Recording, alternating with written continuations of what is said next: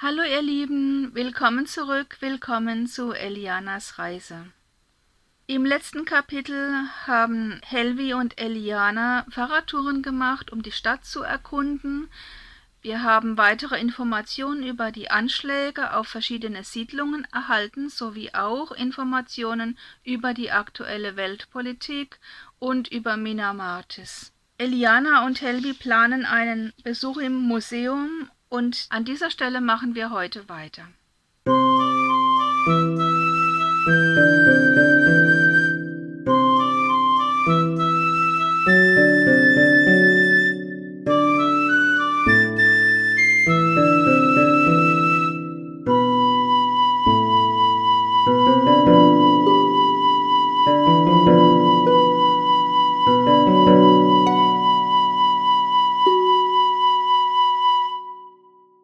18. Kapitel Mina Martis. Die Tage wurden kürzer und kühler, und es regnete in einem fort, so daß man sich nur nach draußen wagte, wenn es sich nicht vermeiden ließ. Helvi und Eliana hatten inzwischen alle Brettspiele durchprobiert und langweilten sich ein wenig. »Deine letzten Monate als Teilzeitkraft und so ein Gruselwetter«, maulte Helvi. »Lass uns mit Chuck reden«, schlug Eliana vor. »Vielleicht leiht er uns ein Solmobil.« Die kleinen solarbetriebenen Fahrzeuge hatten eine geschlossene Karosserie, in der vorn ein Fahrer und hinten 2 Passagiere Platz hatten. Sie waren für Notarzteinsätze gedacht. Ihre Technik war noch vom Anfang des Jahrhunderts, das heißt, sie hatten eine sehr begrenzte Reichweite, lange Ladezeiten und waren außerdem relativ reparaturanfällig. Da man aber weltweit seit etwa 50 Jahren alles in die Raumfahrt steckte, hatte man die Zivilfahrzeuge in der Entwicklung sträflich vernachlässigt, und so schlug sich das Klinikum mit einer Flotte von abwrackfähigen Oldtimern herum, während in den Medien mit interstellaren Projekten geprahlt wurde. »Die Menschheit krankt am Menschen«, hatte ein weiser Philosoph einmal gesagt, und er würde wohl immer recht behalten. »Wir können keinen entbehren«, sagte Chuck bedauernd. »Wir haben im Herbst viele Unfälle.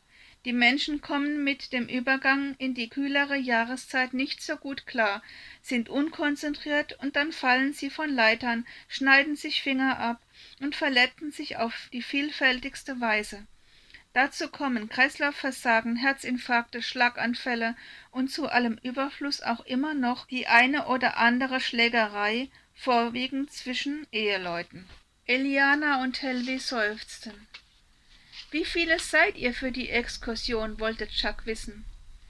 »Wir 2«, meinte Helvi, »und ein Roboter. Die Zusage für den haben wir schon.« Chuck überprüfte etwas in seinem Computer. Dann sagte er: »Die Solmobile sind den Notärzten zugeteilt, und ich kann euch jetzt schon sagen, mit denen zu verhandeln könnt ihr vergessen.« Er überlegte kurz und blätterte in seinen Bildschirmseiten. »Da ist noch der Kleinbus.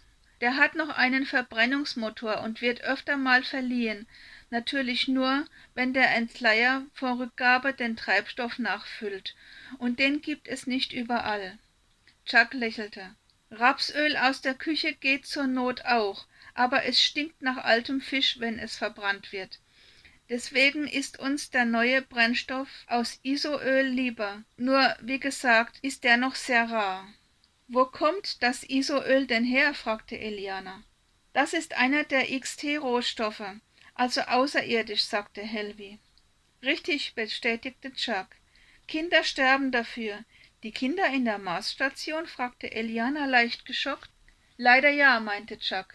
»Zu den XT-Rohstoffen zählt auch das Astralium M2, das für den Bau der Hochleistungsraumfahrt benötigt wird, sowie einige dekorative Gesteine für den Bau repräsentativer Gebäude der Eliten der Welt, zum Beispiel Kosmolit, Juptolit und einige mehr.« »Menschenopfer für die Eitelkeiten einiger weniger«, bemerkte Eliana traurig. »Es wird daran geforscht, die Arbeitsbedingungen humaner zu gestalten«, sagte Chuck beschwichtigend. »Aber das kann noch sehr lange dauern, denn was bequem und zugleich lukrativ ist, das wird man kaum kurzfristig ändern.« Helvi und Eliana hörten wortlos zu. Schatten legten sich über ihre schöne kleine Welt. Chuck bemerkte, dass die beiden sonst sehr lebhaften Mädchen ungewöhnlich still geworden waren. Schnell sagte er: »Ladies, lasst euch nicht die Laune verderben. Wir tun, was wir können, um eine gewisse Moral aufrecht zu erhalten. In der Tat hat der Bus schon lange kein XT-Fuel mehr gesehen, und wegen des Gestanks leiht ihn kaum noch einer aus. Also wenn ihr wollt, bringt euch ein Fahrer hin und holt euch abends wieder ab.« Eliana und Helvi sahen sich an und nickten. »Lass uns ein wenig Fisch unters Volk bringen«, sagte Eliana mit gespielter Ernsthaftigkeit. »Ich sehe sie schon vor mir, wie sie in die Küche rennen, um zu sehen, was da gerade angebrannt ist«, lachte Helvi, und sie hatte ein Lachen, das jeden noch so grauen Schatten vom Platz verwies. Es war ein grauer Sonntagmorgen, als Eliana vor das Haus trat, wo der Bus nebst Fahrer sowie Helvi und der Roboter schon warteten. »Lass uns einsteigen«, drängte der Roboter. Der feine Nieselregen konnte nicht gut für seine Mechanik und noch viel weniger für seine Elektronik sein. Helvi winkte, als sie Eliana aus dem Haus kommen sah. »Komm«, rief sie, »wir sind startklar.« Eliana stieg als letzte in den Bus, der dann auch sofort losfuhr. »Hallo«, grüßte sie in die Runde. Die anderen erwiderten ihren Gruß, und eine bekannte Stimme ließ sie aufblicken. »Das war doch der Herr Elbix. Einen wunderschönen guten Morgen.« Elianas Herz machte einen Hüpfer, und sie bemühte sich, es nicht zu zeigen. Roboter hatten sehr feine Sensoren, und in Sachen Empathie konnte kein Mensch ihnen das Wasser reichen. Elbix verzog keine Miene, und Eliana fragte sich, ob er tatsächlich etwas bemerkt hatte. »Egal«, sagte sie sich dann, »nur nicht verkrampfen, sondern einfach den Dingen ihren Lauf lassen. Schließlich kann nichts passieren, da er ja ein Roboter ist.« »Wunderschön, bei feuchtem Wetter. Das ist für mich ein Paradoxum«, meinte Elbix. »Aber ich freue mich, dich wiederzusehen.« »Ich freue mich auch«, gab Eliana zurück. Und dann meinte sie weiter: »Ich wusste nicht, dass du eine Ahnung von Maschinenbau hast.« »Oh, ich hatte bisher ein langes und bewegtes Leben«, erzählte Elbix und senkte den Kopf ein wenig, so dass das Licht, das durch eins der Fenster drang, sich in seinen nachtblauen Augen magisch reflektierte. »Wie lange?«, wagte Eliana zu fragen. Ein leises, kurzes Rattern verriet, dass er nachdachte. Oder war es ein Geräusch im Motor des Fahrzeugs gewesen? »Sehr lange«, antwortete Elbix geheimnisvoll. Helvi lächelte. »Der Herr Elbix ist keine Plaudertasche«, meinte sie fröhlich. »Bei ihm sind Geheimnisse Geheimnisse, und das bleiben sie auch.« »Das ist richtig«, bestätigte Elbix. »Man kann an mir zwar Wissenschips aufladen, aber selbst da gebe ich nur offizielle Daten weiter.« Es war spannend, aus dem Leben eines Roboters zu hören. Irgendwie schien es für sie leichter zu sein. Kein Neid, kein Hass, kein Streit, keine Habsucht, keine Gier, nur ab und zu einen Pinsel zum Abstauben und ein Tröpfchen Öl für die Gelenke. »Aber auch keine Liebe«, sagte Elbix, während er Elianas Blick auffing, die von der Welt entrückt schien. Eliana spürte, wie es in ihrem Herzen knackte. »Er ist ein Roboter«, dachte sie bei sich, »ein verdammter Haufen Metall, Plastik und Silikon. Reiß dich zusammen!« Sie setzte sich betont aufrecht hin und holte tief Luft. Ein wenig schuldbewusst sah sie auf und wandte schnell ihren Blick von diesen unglaublich magischen, dunkelblau leuchtenden Augen wieder ab.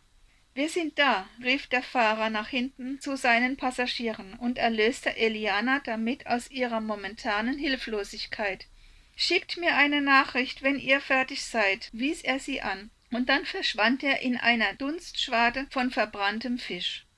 Schon in der Eingangshalle des Museums konnte man schnell erkennen, dass es hier um Technik ging. Der gute Herr Elbix taute völlig auf und konnte zu jedem Teil eine Geschichte erzählen, der Eliana und Helvi interessiert lauschten. »Leonardo da Vinci muss man kennen«, erklärte er eifrig. »Sein Genie ist bis heute unerreicht.« »Die alten Automobile sahen lustig aus«, bemerkte Helvi. Sie haben unter anderem dafür gesorgt, dass wir heute für wichtige Dinge kaum noch Erdöl haben, sagte Elbix. Dabei hatte man schon lange alternative Technologien entwickelt, hat sie aber nicht eingesetzt, weil sie weniger profitabel waren. Ein Argument mehr für den Segen einer geldlosen Gesellschaft, bemerkte Eliana. Nun, das Geld ist nicht weg, sagte Elbix. Es steht nur noch für übergeordnete Geschäfte zur Verfügung. Eliana hatte sich in den letzten Tagen so viele Gedanken um die Ausbeutung der einfachen Menschen gemacht, dass sie sich dringend nach anderen Themen sehnte. Dafür bot das Museum reichlich Anregungen, und so setzten sie ihre Besichtigung fort. Das Museum war riesig, und man würde mehrere Tage, vielleicht sogar mehrere Wochen brauchen, um alles zu sehen und zu verstehen. 500 Jahre Technik und Industrie, da ist schon einiges zusammengekommen, meinte Elbix. Würdet ihr mich hier lassen und allein zurückfahren? Helvi lachte. Herr Elbix, du hast Humor, sagte sie. Wir kommen bestimmt öfter hierher, versprach Eliana. Und selbstverständlich freuen wir uns immer über deine Begleitung. Elbix lächelte, und Eliana fiel auf, dass er das äußerst selten tat. Ich würde gern noch die XT-Abteilung sehen, bekannte Eliana, auch wenn ich meine Beine kaum noch spüre. Helvi schüttelte den Kopf. Ich bin nicht mehr aufnahmefähig. Aber weißt du was? Hier gibt es ein kleines Bistro, wo man einen gepflegten Kaffee trinken kann. Geht doch mit Herrn Elbix allein durch die Abteilung und kommt dann dorthin.